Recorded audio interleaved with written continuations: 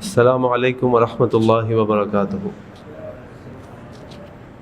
نحمد و نصلی علی رسولہ الکریم، اما بعد، اعوذ باللہ من الشیطان الرجیم۔ یؤتی الحکمۃ من یشاء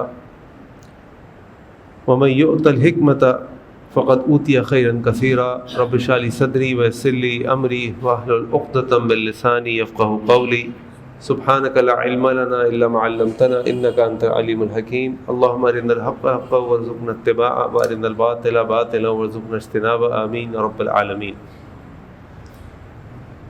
6 ہجری میں اللہ کے نبی صلی اللہ علیہ وسلم نے یہ ارادہ کیا کہ وہ عمرے کے لیے مکہ تشریف لے جائیں، تو رسول اللہ صلی اللہ علیہ وسلم کے ساتھ ایک صحابہ کی کثیر تعداد تھی، لیکن جب وہ حدیبیہ کے مقام پر پہنچے تو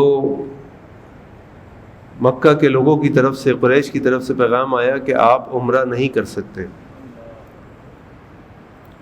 وہاں پر مذاکرات شروع ہوئے۔ نبی کریم صلی اللہ علیہ وسلم نے حضرت عثمان رضی اللہ عنہ کو مکے بھیجا، اور پھر یہ بات مشہور ہو گئی کہ حضرت عثمان رضی اللہ عنہ کو شہید کر دیا گیا۔ اس موقع پہ نبی کریم صلی اللہ علیہ وسلم نے مسلمانوں کے ہاتھ پر بیعت کی، اور 1400 کے قریب مسلمانوں نے اللہ کے نبی صلی اللہ علیہ وسلم کے ہاتھ میں بیعت کی کہ ہم عثمان کے شہادت کا بدلہ لیں گے۔ بہرحال مذاکرات شروع ہوئے، اور یہ بات بھی پتہ چل گئی کہ یہ افواہ تھی، یہ حقیقت نہیں تھی۔ اب قریش مکہ کی طرف سے مختلف وفود آنے لگے، اور پھر یہ معاہدہ طے پایا، جس کی کچھ شرائط میں سے کچھ شرائط میں آپ کے سامنے رکھتا ہوں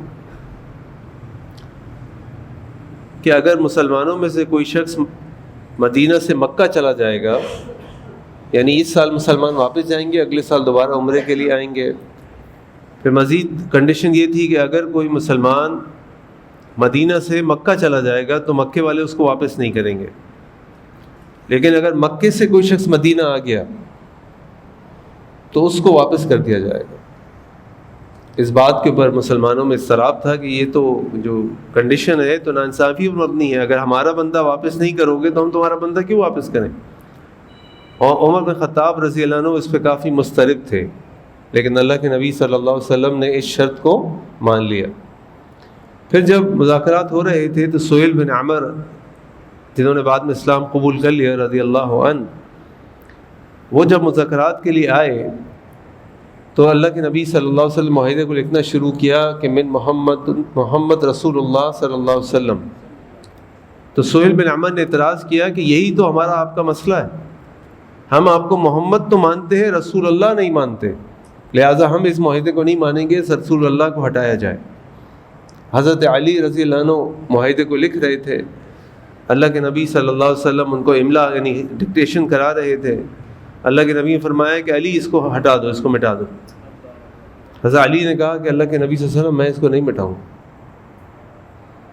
مٹاؤں گا، اور اللہ کے نبی صلی اللہ علیہ وسلم نے کہا کہ مجھے بتاؤ یہ کہاں لکھا ہے؟ ان کو بتایا کہ یہاں لکھا ہے، اور آپ نے اپنے ہاتھ سے اس کو مٹایا۔ بہرحال یہ معاہدہ ہو گیا۔ مسلمان کافی بے چین تھے، مضطرب تھے کہ یہ کس طرح معاہدہ ہے، ہم اللہ کے لیے نکلے ہیں، شہادت جو ہے وہ اس سے وہ تو ہمارے لیے ایک جنت کا تحفہ ہے کہ ہم شہادت لیں اور جنت میں چلے جائیں، تو ہم کیوں ان شرائط کو مانیں، کیوں اس ظلم و زیادتی کو تسلیم کریں؟ لیکن اللہ کے نبی صلی اللہ علیہ وسلم نے ان شرائط کو بھی مانا، رسول اللہ جو لکھا تھا اس کو بھی مٹایا۔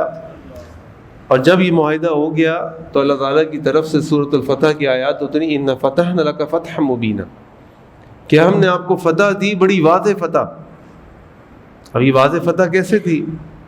وہ واضح فتح ایسی تھی کہ اس صلح حدیبیہ کے بعد اللہ کے نبی صلی اللہ علیہ وسلم نے قیصر و کسریٰ، مصر، فارس، ہر جگہ خط لکھے اور ان کو اسلام کی دعوت دی کہ اسلام قبول کر لو، اسلام کے اندر آ جاؤ، تمہیں دوہرا اجر ملے گا، تمہاری حکمرانی قائم رہے گی، لیکن تم اپنے آپ کو اسلام کے تابع کر لو۔ اسی طرح آپ نے اور جو عرب کے قبائل تھے ان کو بھی خط لکھے، اس سے پہلے نہیں لکھے تھے۔ اور اس وقت کیوں لکھے کہ اب اس معاہدے کے طے ہو جانے کے بعد مطلب یہ ہے کہ قریش مکہ جو جزیرۃ عرب کی ایک بہت بڑی طاقت تھی، انہوں نے یہ تسلیم کر لیا کہ مسلمان بھی ایک طاقت ہیں، مسلمان بھی ایک فریق ہے، مسلمانوں کو یہ بات نہیں سمجھ آ رہی تھی، لیکن اللہ کے نبی صلی اللہ علیہ وسلم اللہ تعالیٰ کی ہدایت پر یہ معاہدے کو سائن کر رہے تھے، اس کو ایکسیپٹ کر رہے تھے، اور اس سائن آف ہونے کے بعد، اس معاہدے کے طے ہو جانے کے بعد مسلمان اس پورے جزیرۃ عرب کے اندر، پوری دنیا کے اندر ایک طاقت، ایک فریق، ایک مملکت کے طور پر تسلیم کر لیے گئے۔ یہ بات میں نے آپ کو اس لیے سارا واقعہ سنایا کہ اس کا حکمت سے بہت گہرا تعلق ہے۔ حکمت کی تعریف علماء نے مختلف طریقوں سے کی، اور سب سے جامع تعریف جو ہے وہ یہ ہے، واللہ عالم، وضع الشیء عن موضعہ، کہ کسی بھی چیز کو اس کے مقام پر رکھنا۔ اس کو اور کھول لیں اگر، تو کسی بھی کام کو اس کے صحیح وقت پر، صحیح مقام پر اور صحیح طریقے سے کرنا، یہ حکمت ہے۔ اور اللہ کے نبی صلی اللہ علیہ وسلم اللہ تعالیٰ کی وحی کے ذریعے اور اپنی بصارت کے ذریعے اس حکمت کو استعمال کر رہے تھے، ورنہ مسلمان تیار نہیں تھے۔ یہ سہیل بن عمر جب آیا تھا تو سہیل بن عمر کون تھا؟ اس سے پہلے بھی اور یعنی قریش کی طرف سے نمائندے آئے تھے مذاکرات کے لیے، اور اللہ کے نبی صلی اللہ علیہ وسلم اس نمائندے کے مطابق، اس کی طبیعت کے مطابق، اس کی سوچ کے مطابق پورا ماحول ترتیب دیتے تھے۔ یہ سہیل بن عمر جو تھا، یہ قریش مکہ کی طرف سے ایک ایمبیسڈر تھا۔ اس کا کام یہ تھا کہ قریش مکہ کے پیغامات کیسر و کسرا اور دوسرے درباروں میں لے کر جاتا تھا۔ تو جب سہیل بن عمر اللہ کے نبی صلی اللہ علیہ وسلم کی خدمت میں حاضر ہوا تو اللہ کے نبی صلی اللہ علیہ وسلم نے اس طرح کا وہاں پہ ایک ماحول بنایا کہ کچھ لوگ تو اللہ کے نبی صلی اللہ علیہ وسلم کے ساتھ بیٹھے ہوئے تھے جیسے وزراء بیٹھتے ہیں، اور کچھ لوگ وہاں پہ سیکیورٹی کے لیے کھڑے ہوئے تھے، ان میں سے ایک نوجوان لڑکا بھی کھڑا ہوا تھا۔ اب سہیل بن عمر ایک بہت بڑا، یعنی سمجھ لیجئے جیسے کہتے ہیں نا ہم، سفارتکار تھا، بڑا تجربہ کار سفارتکار تھا، یہ اس کی خاصیت تھی۔ تو جب یہ اللہ کے نبی صلی اللہ علیہ وسلم کے ساتھ ان شرائط کو لکھوا رہا تھا اور اس پہ بات چیت ہو رہی تھی، تو کبھی آگے بڑھ کے اللہ کے نبی صلی اللہ علیہ وسلم کی داڑھی کو پکڑتا، کبھی آگے بڑھنے کی کوشش کرتا، اور جیسے ہی وہ ایسا کرتا تو وہ نوجوان جو اپنے چہرے کو ڈھانپے کھڑا تھا، نقاب پہنا ہوا، فوراً اپنی تلوار کو آگے کرتا، ہاتھ پیچھے کرو۔ اور سہیل بن عمر پریشان تھا کہ یہ کیا ہو رہا ہے، یہ کون لڑکا ہے، کون آدمی ہے جو اس طرح میرے ساتھ کر رہا ہے؟ تو اللہ کے نبی نے فرمایا یہ تمہارا اپنا چچا زاد بھائی مغیرہ بن شعبہ ہے رضی اللہ عنہ۔ پھر اس درمیان میں نماز کا وقت آیا اور اللہ کے نبی صلی اللہ علیہ وسلم نے وضو کیا، نماز پڑھی، تو سہیل بن عمر نے دیکھا کہ اللہ کے نبی صلی اللہ علیہ وسلم کے جو ساتھی ہیں وہ اللہ کے نبی صلی اللہ علیہ وسلم کا جو وضو کا پانی ہے اس کو بھی جمع کر کے اپنے جسم پہ ملتے ہیں، اور جس طرح اللہ کے نبی صلی اللہ علیہ وسلم کی خدمت کرتے ہیں، عقیدت کا اظہار کرتے ہیں۔ تو جب وہ واپس گیا تو انتہائی مروب ہو گیا، اور اس نے جا کے قریش مکہ سے کہا کہ میں کیسر و کسرا کے دربار میں گیا ہوں، لیکن جو میں نے آج محمد کے دربار میں دیکھا ہے صلی اللہ علیہ وسلم، ایسا میں نے کہیں نہیں دیکھا۔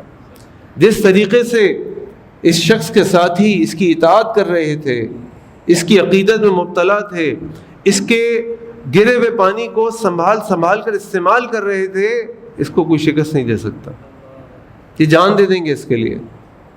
یہ اللہ کے نبی صلی اللہ علیہ وسلم کی حکمت تھی۔ اس شخص کو جو درباروں میں جاتا تھا اس کو ایسا منظر دکھایا جو حقیقت پر تو مبنی تھا، لیکن اس کو ایسے ماحول میں لے کر آئے کہ وہ مروب ہو گیا اور کہنے لگا کہ نہیں، ایسا دربار اور ایسے درباری میں نے نہیں دیکھے کہ جو اپنے بادشاہ کے لیے، اپنے امیر کے لیے اس طریقے سے خدمت اور عقیدت کا اظہار کرتے ہیں۔ یہ حکمت مومن کی گمشدہ متاع ہے۔ ایک مقولہ ہے، اس کو حدیث بھی کہا گیا لیکن اس کے اوپر شدید تنقید ہے کہ یہ حدیث صحیح نہیں ہے، واللہ عالم، کہ مقولہ یہ الحکمت ضالۃ المؤمن، حکمت مومن کی گمشدہ متاع ہے، اور یہ جہاں سے ملے فہو احق بہا، جہاں سے یہ حکمت ملے ایک مومن اس کا زیادہ حقدار ہے۔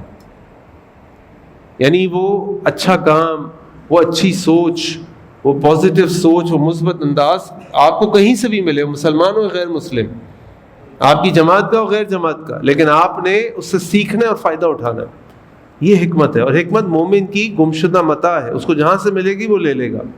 اس لیے ہم دیکھتے ہیں کہ مسلمان، اللہ کے نبی صلی اللہ علیہ وسلم نے اپنے صحابی کو بھیجا عبرانی زبان سیکھنے کے لیے۔ اب جب دنیا کھل گئی ہے، لوگ باہر سے اسلام کے اندر آ رہے ہیں، وہاں سے بھی لوگ آ رہے ہیں، تو اب کوئی زبان ایسی بولنے والا، سیکھنے والا، سمجھنے والا ہو کہ جب وہاں سے خط و کتابت آئیں تو اچھی طرح سمجھ کے بتا سکے کہ بھائی یہ کیا ہے، ورنہ اعتراض کر دیا جائے کہ بھائی میں انگلش کیوں سیکھوں، میں انگلش کیوں سیکھوں، میں تو عربی سیکھوں گا، ہمیں کیا ضرورت ہے انگلش سیکھنے کی اور بولنے کی؟ ارے بھائی، اگر آپ نے دنیا کو درس دینے ہیں تو دنیا کی ایک بہت بڑی آبادی انگلش بولتی ہے، دنیا کی ایک بہت بڑی آبادی چائنیز بولتی ہے، ان کو کون اسلام کی دعوت دے گا؟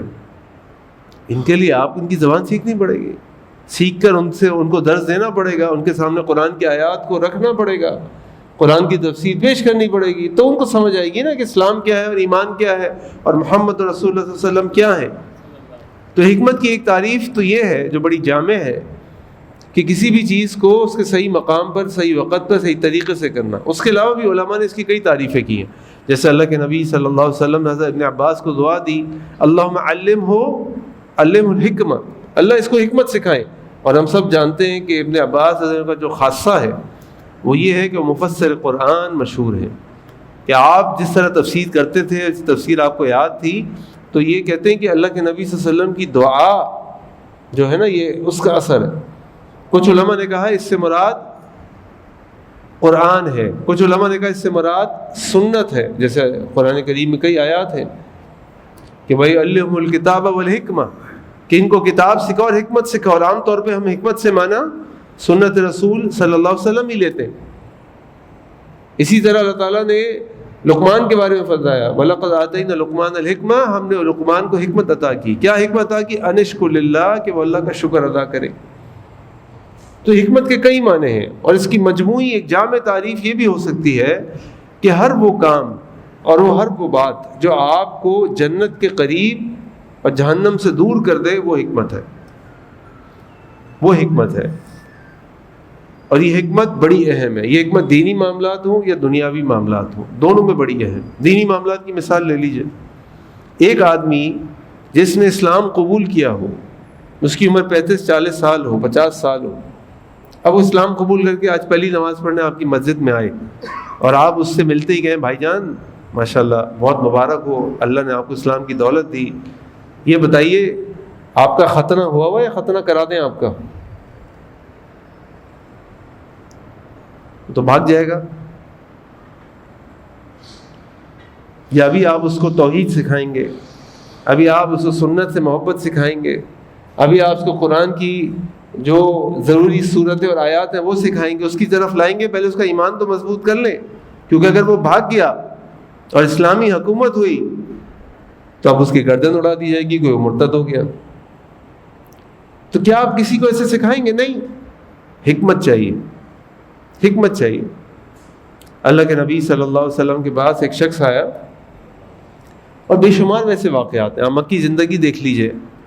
مکی زندگی میں جب اللہ کے نبی صلی اللہ علیہ وسلم نے دعوت کو پیش کی تو وہ جو لوگ اسلام قبول کر رہے تھے وہ کوئی مزے میں نہیں آ رہے تھے، ان کے لیے مشکلات ہی مشکلات تھی، تکلیفیں ہی تکلیفیں تھیں۔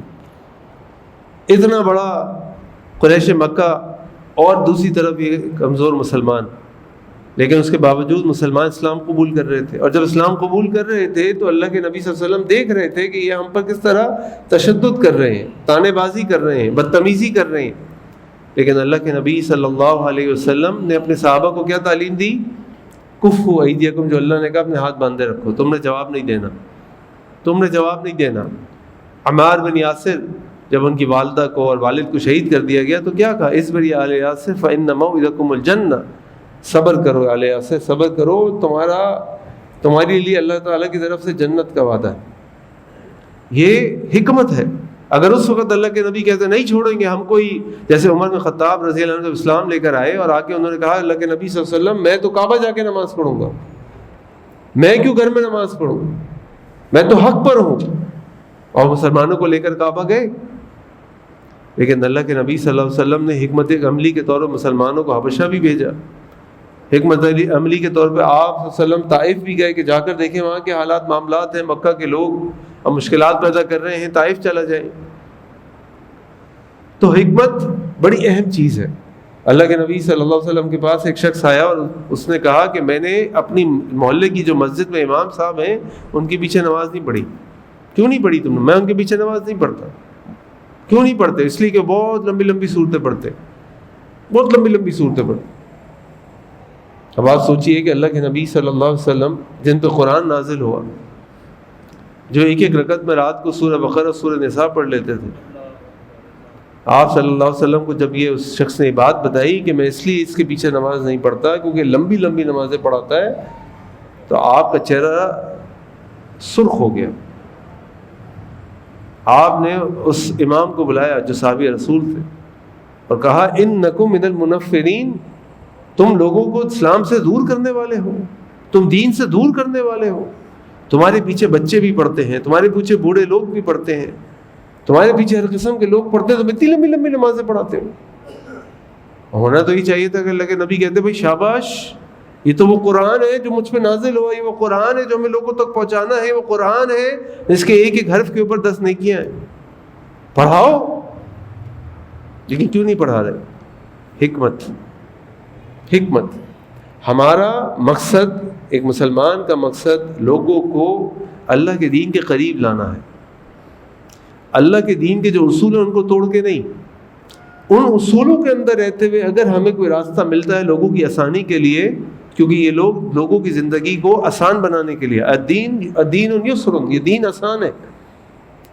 اللہ تعالیٰ ہمارے لیے آسانی کو پسند فرماتے ہیں، مشکل کو نہیں پسند فرماتے.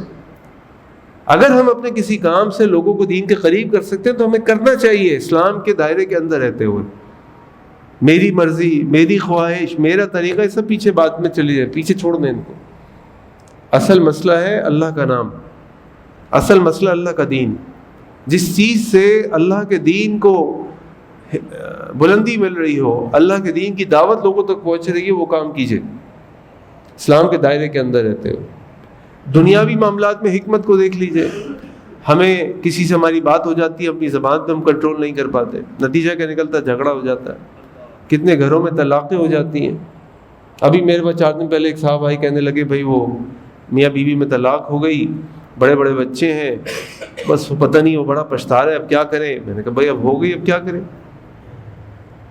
نہیں کاشف بھائی کیا کریں، تو بڑا مسئلہ ہے، پورا خاندان پریشان ہے، خود بڑے اسٹریس میں ہے، یہ ہے وہ ہے، یہ غصے میں ہو گیا. میں نے کہا بھائی کبھی سنا ہے طلاق کوئی آئی لو یو کہہ کے کہتا ہوں؟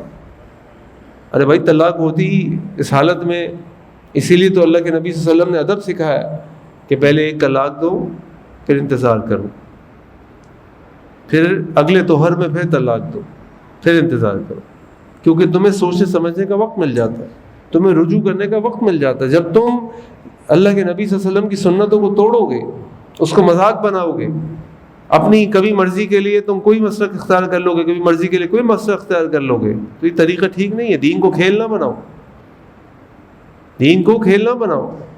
شریعت کا جو طریقہ ہے اس کے مطابق زندگی گزارو، اس کے مطابق اپنی شادیاں کرو، اس کے مطابق اپنے معاملات طے کرو. تو کتنے ایسے مسائل ہیں جو ہماری اندر حکمت نہ ہونے کی وجہ سے خراب ہو جاتے ہیں. رشتہ داریاں ہیں، کاروبار ہیں، معاملات ہیں، پڑوس ہے، کتنی چیزیں خراب ہو جاتی. کیوں؟ حکمت نہیں ہے. اور یہ حکمت کس چیز کا نام ہے؟ جیسے میں نے آپ کو کہا، ہر وہ کام اور بات جو آپ کو جہنم کے قریب اور جنت سے دور کر دے، جنت کے قریب اور جہنم سے دور کر دے، وہ فائدہ مند ہے اور وہ حکمت والی بات ہے. اور یہ حکمت اللہ تعالیٰ کی طرف سے انسان کو ملتی ہے. جیسے اللہ تعالیٰ قرآن میں فرماتے یؤتی الحکمۃ من یشاء، اللہ تعالیٰ جس کو چاہے حکمت دیتے ہیں. ومن یؤت الحکمہ، اور جس کو حکمت دے دی گئی، فقد اوتی خیرا کثیرا، یقیناً اس کو بہت خیر دے دی گئی، کثرت سے خیر دے دی گئی. تو اس کا مطلب یہ ہے کہ کچھ چیزیں تو اللہ تعالیٰ انسان کی صفات میں سے کچھ چیزیں اللہ تعالیٰ انسان کے اندر وضعیت کر دیتے ہیں. کوئی شخص ایسا ہوتا ہے کہ جو اس کے اندر صبر کا پیمانہ دوسروں کے مقابلے میں زیادہ ہوتا ہے، کچھ میں کم ہوتا ہے. اسی طرح کسی کے اندر حکمت زیادہ ہوتی ہے طبعی طور پہ، پیدائشی طور پہ کسی کے اندر کم ہوتی ہے. لیکن یہ چیزیں سیکھی بھی جا سکتی ہیں. کیسے سیکھی جا سکتی ہیں؟ علماء نے اس کے بارے میں لکھا. سب سے پہلی بات کہ اللہ تعالیٰ سے دعا کی جائے. جیسے ابراہیم علیہ السلام نے بھی اللہ سے دعا کی تھی، ربی ہب لی حکمن، اے اللہ مجھے حکمت عطا فرما دیجیے. اللہ سے دعا کریں. ایک چیز اللہ سے دعا کرے. نمبر 2 علم حاصل کرے. یہ جو علم ہے نا، یہ انسان کو حکمت سکھاتا ہے. جب ہمارے پاس علم نہیں ہوتا، ویسے بھی میں آپ کو ایک بہت پتے کی بات بتاؤں، جب ہمارے پاس تھوڑا علم ہوتا ہے نا تو ہم سمجھتے ہیں ہمارے پاس بہت سارا علم ہے، اور ہم بڑے جذباتی ہو جاتے ہیں، فتوے دینے لگتے ہیں، باتیں کرنے لگتے ہیں، ہر جگہ بولنے لگتے ہیں. اور جب آپ کے پاس علم بہت زیادہ ہو جاتا ہے نا تو آپ کو پتہ چل جاتا ہے کہ میرے پاس بہت تھوڑا سا علم. کیونکہ جب آپ اس سمندر کی گہرائی میں غوطے لگانا شروع کریں, ابھی تو آپ نے اوپر خالی ہاتھ مارا, پاؤں مارا, آپ نے کہا بھائی مجھے تیرنا آ گیا. جب آپ پوری ڈبکی لے کے نکلتے ہیں نا تو پھر آپ کو احساس ہوتا ہے کہ یہ سمندر کتنا گہرا ہے, اس کے اندر تو ایک الگ پوری کائنات موجود ہے. اسی لیے جب ہمارے پاس تھوڑا سا علم ہوتا ہے نا بڑے جذباتی ہو جاتے ہیں, بڑے فتوی بازی کرنے لگتے ہیں, بولنے لگتے ہیں ہر چیز میں, اپنے خیال ظاہر کرنے لگتے ہیں. اسی لیے ہمارے بارے میں مشہور ہے کلو پاکستانی مفتی. ہر آدمی کو فتویٰ دینے کا شوق ہے, کسی کی زبان سے نکلتا نہیں واللہ عالم بھائی مجھے نہیں پتا. امام مالک رحمہ اللہ کے پاس ایک شخص آتا ہے یمن سے یا مغرب سے, 40 سوال لے کر آتا ہے, 6 مہینے کا سفر کر کے آتا ہے, اور آ کر ان سے پوچھتا ہے کہ امام صاحب یہ 40 سوال ہیں جو میرے علاقے کے لوگوں نے جمع کیے, ہم نے آپ سے پوچھنے. وہ سوال پوچھتا ہے, امام مالک کہتے ہیں لا ادری مجھے نہیں معلوم. کہتے ہیں امام صاحب میں بہت دور سے آیا ہوں, آپ کو نہیں معلوم تو کس کو معلوم ہے, کچھ تو بتائیں, کچھ تو کہیں. تو 40 میں سے 4 سوالوں کے جواب دیے, 36 میں کہا لا ادری, اور کہا کہ جاؤ لوگوں کو بتا دو قال امام مالک قال مالک لا ادری, امام مالک کہتا ہے کہ مجھے نہیں معلوم. یہ حکمت ہے, نہیں معلوم تو نہیں معلوم, خاموش. اور حکمت انسان کو ایسے بھی حاصل ہوتی ہے جب انسان خاموشی اختیار کرنے لگتا ہے. آپ نے کبھی سوچا ہے کہ آواز نکالنے کے لیے ایک راستہ ہے, آواز سننے کے لیے 2 راستے ہیں. کیوں؟ سننا زیادہ ہے, بولنا کم ہے. سننا زیادہ ہے, بولنا کم ہے. تو جب سنیں گے نا تو عقل آئے گی, سمجھ آئے گی, علم آئے گا. بولتے رہیں گے تو یہ اچھی بات نہیں ہے, بہت ساری غلطیاں ہو جائیں گی. تو جو عقل مند لوگ ہوتے ہیں وہ خاموش رہتے ہیں اور صرف ضرورت کے وقت بولتے ہیں. جیسا کہ اللہ کے نبی صلی اللہ علیہ وسلم کی حدیث آپ نے فرمایا, من کان یؤمن باللہ والیوم الآخر, تم میں سے جو شخص اللہ اور یوم آخر پر ایمان رکھتا ہے, فلیقل خیرا, اس کو چاہیے کہ وہ اچھی بات کہے, او لیصمت, یا خاموش رہے, مت بولے, خاموش رہے. مجھے نہیں معلوم, شیخ صاحب سے پوچھتے, مجھے نہیں معلوم, مفتی صاحب سے پوچھتے, مجھے نہیں معلوم, فلاں سے, مجھے نہیں معلوم. نہیں معلوم تو نہیں معلوم, اس میں کیا مسئلہ ہے؟ اللہ کے نبی صلی اللہ علیہ وسلم کے بعد بھی سوالات لے کر آتے تھے, مسلمان بھی لاتے تھے, یہود بھی لاتے تھے, قریش بھی لاتے تھے. کچھ سوالوں پہ اللہ کے نبی صلی اللہ علیہ وسلم خاموش ہو جاتے تھے, انتظار کرتے تھے کہ اللہ کی طرف وحی آئے گی تو میں بولوں گا. ایسے واقعات ہمیں ملتے ہیں. اور بڑا مشہور واقعہ میں سورہ کہف میں ملتا ہے, خیر ابھی اس کی تفسیر میں جانے کا وقت نہیں ہے. اسی طرح حکمت حاصل کرنے کے لیے ایک بہت اہم طریقہ ہے, وہ یہ ہے کہ آپ جامعۃ الحیات میں پڑھیں. جامعۃ الحیات, جامعہ کہتے ہیں یونیورسٹی کو, کالج کو, اور حیات کہتے ہیں زندگی کو. یعنی زندگی کی یونیورسٹی میں آپ جتنا پڑھتے جائیں گے نا, جتنا آپ کی عمر بڑھتی جائے گی, جتنے آپ کو تجربات ملیں گے, اتنا آپ سیکھتے جائیں گے. میں اپنے ساتھ ایک دفعہ ایک عالم دین کو دبئی لے گیا, وہاں پہ کوئی فیئر لگی ہوئی تھی, پہلی دفعہ پاکستان کے باہر گئے تھے. وہاں دیکھ کے وہ حیران پریشان ہو گئے, کہنے لگے کہ مسلمانوں کا ملک ہے, مسلمانوں کا ملک. میں نے کہا شیخ ان کا نام عبداللہ, ان کا نام تو رحمان ہے, یہ بندہ بھی پہنے ہوئے ہیں, انہوں نے ٹیٹو بھی بنائے ہوئے ہیں, انہوں نے بال بھی لال رنگ کے کیے, لیکن یہ عبداللہ بن عبد الرحمن ہے. ابھی آپ سے آ کے فتویٰ پوچھے گا تو آپ کیسے جواب دیں گے؟ مسجد رحمانیہ میں آ کے ایک ٹوپی پہنے والا شخص آ کے فتویٰ پوچھے گا, اس کو آپ ایک طریقے سے جواب دیں گے. اور ایک دبئی مال میں کھڑے ہو کے عبداللہ بن عبد الرحمن, جو بندے بھی لگایا ہوا ہوگا, جس نے ٹیٹو نشان بھی بنائے ہوئے ہوں گے, جس نے بال بھی رنگے ہوئے ہوں گے, اور وہ شارٹس پہنا ہوا ہوگا جو اس کے گھٹنوں کو بھی نہیں کور کی ہوئی ہوگی. اب وہ آ کے کوئی سوال کرتا ہے تو آپ اس کو ایسے جواب دیں گے؟ کہنے لگے یار اس کے لیے تو سوچنا پڑے گا جواب, کیونکہ میں نے اس کو ایسے جواب دینا ہے کہ اسلام سے دور نہ ہو. یہ جواب تو میں دے دوں گا جو میں مسجد رحمانیہ پہ دوں گا, محمود آباد میں, لیکن اگر میں نے اس کو ویسا کوئی ایسا جواب دے دیا, ایسا نہ ہو اسلام سے باہر نکل جائے, میں نہیں مانتا اس کو. جیسے اگر آپ نئے مسلمان کو بولے بھائی ختنہ کرانا پڑے گا اگلی نماز سے پہلے, بھاگ جائے گا وہ, کیونکہ ابھی اس کا ایمان جو ہے اتنا مضبوط نہیں ہوا. اس وقت تو آپ اس کو نماز کے بارے میں بتائیں گے, طہارت کے بارے میں بتائیں گے, قرآن کے بارے میں بتائیں گے, سورہ فاتحہ یاد کرائیں گے, سورہ اخلاص یاد کرائیں گے نا. تو یہ حکمت ہے. یہ حکمت جامعۃ حیات سے ملتی ہے جب انسان زندگی گزارتا ہے, لوگوں سے ملتا ہے. اس لیے ہم کہتے ہیں جو نوجوان ہوتے ہیں, چھوٹی عمر کے بچے ہوتے ہیں, ان سے ہم کہتے ہیں ابھی یہ جو باتیں کر رہے ہوتے ہیں ابھی نا تجربہ کاری ہوتی ہے. بعض اوقات میں چھوٹا تھا تو بعض اوقات اپنے والدین کی بہت سارے فیصلوں پہ اعتراض کرتے تھے, سمجھ نہیں آتی تھی بات. آپ خود والدین بن گئے ہیں, خود بہت کچھ دیکھ لیا, جتنی بھی اللہ نے عمر دی, تو اب وہ باتوں کا احساس ہوتا ہے کہ نہیں والد صاحب صحیح کہتے تھے, والدہ محترمہ صحیح کہتی تھی, یہ نہیں ہوگا, ایسے نہیں کرنا ہے کام, کچھ بھی ہو جائے ایسے نہیں ہوگا. کیوں؟ ہمیں سمجھ نہیں آتی تھی. لیکن وہ جو عمر ہے, جو وقت ہے, جو تجربہ ہے, وہ آپ کو سکھاتا ہے بہت ساری چیزیں. یعنی عمر گزرنے کے ساتھ انسان کی یہ والی نظریں تو کمزور ہو جاتی ہیں, لیکن وہ بصیرت والی نظریں مضبوط ہو جاتی ہیں اور تیز ہو جاتی ہیں, آپ کو بہت دور تک نظر آنے لگتا ہے. تو یہ حکمت جو ہے یہ مومن کی صفت ہے, اور یہ حکمت اللہ تعالیٰ کی طرف سے ایک بہت بڑا تحفہ ہے, بہت بڑی خیر کثیر ہے. اس حکمت کو حاصل بھی کیا جا سکتا ہے. اس کے لیے جو میں نے آپ کے سامنے 2-3 باتیں رکھی ہیں, اللہ سے دعا کریں, خاموشی اختیار کریں, علم حاصل کریں, جامعۃ حیات سے بھرپور استفادہ کریں, اور صحبت صالحین اس سے فائدہ اٹھائیں. ضروری نہیں ہے کہ خود ہی ہر غلطی کر کے سیکھیں. جو آپ سے عمر میں بڑے ہیں, جو لوگ دنیا کے کامیاب لوگ ہیں دین کے اعتبار سے, ان کی سیرت کو پڑھیں, سیرت النبی کو پڑھیں صلی اللہ علیہ وسلم. آپ دیکھیں گے آپ کو کتنی چیزیں سیکھنے کو ملیں گی, کتنے فیصلے کرنے میں آپ کو مدد ملے گی. اور خاموشی اختیار کریں, اس سے بہت فائدہ ہوتا ہے.